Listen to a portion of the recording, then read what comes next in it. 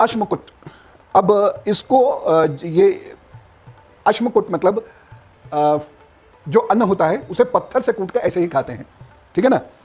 ये कच्चा अन्न खाते, कच्चे अन्न को पत्थर से कूट लेते हैं और वही जल के साथ ये लेते हैं। एक है पत्र आहार, ये तो स्पष्ट हुए पत्तों का आहार करने वाले। दंतों लूखली, ये कौन है? दांत से ये ऐसे चबा देते हैं चीज़, इनके दांत बहुत मजबूत होते हैं तो दांतों से ही उखल का काम लेते हैं, है ना। भिन्न भिन्न प्रकार के हैं और बड़े इंटरेस्टिंग है ये। उन्मज्जक, ये क्या है? पानी में यहाँ तक बैठ जाते हैं और फिर तप करते हैं, ठीक है ना। कटी स्नान, कटी तप, ये तो बहुत लोगों ने सुना ही होगा।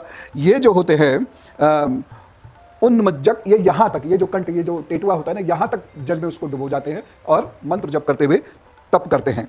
उसके बाद आता है गात्रशय, ये अपनी भुजाओं पर ही सोते हैं, ऐसे आज भी लोग होते हैं। मैं बहुत वर्ष पूर्व ऐसे एक ऋषि से, एक संत से मिला था नासिक के रास्ते, मध्य प्रदेश से नासिक के रास्ते में, जबलपुर का आउटस्कर्ट आ गया था लगभग। वहाँ पे वो एक आश्रम है, छोटा सा मंदिर भी था, वो आश्रम भी था।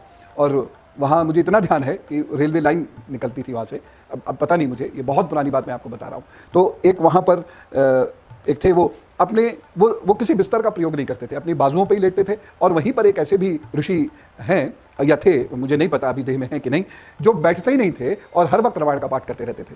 बैठते ही नहीं थे, कई वर्षों से बैठे ही नहीं थे। एक कपड़े का झूला सा बना हुआ था टहनियों पर और उसी पर खड़े थे और खड़े ही खड़े सो जाते थे।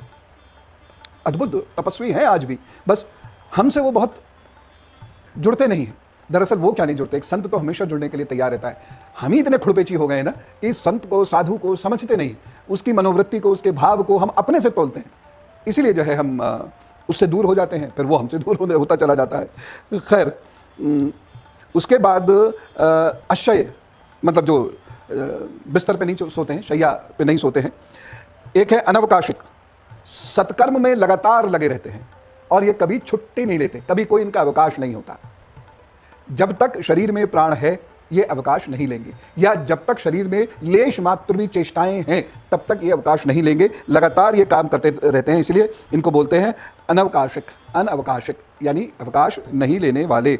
उसके बाद है सलिलाहार, जो केवल जल पीते हैं पूरे जीवन, ये केवल जल ही पीते हैं। इनका भी एक और आगे है, वायुभक्ष समुदाय है, ये केवल हवा ही लेते हैं, ये जल भी नहीं पीते हैं।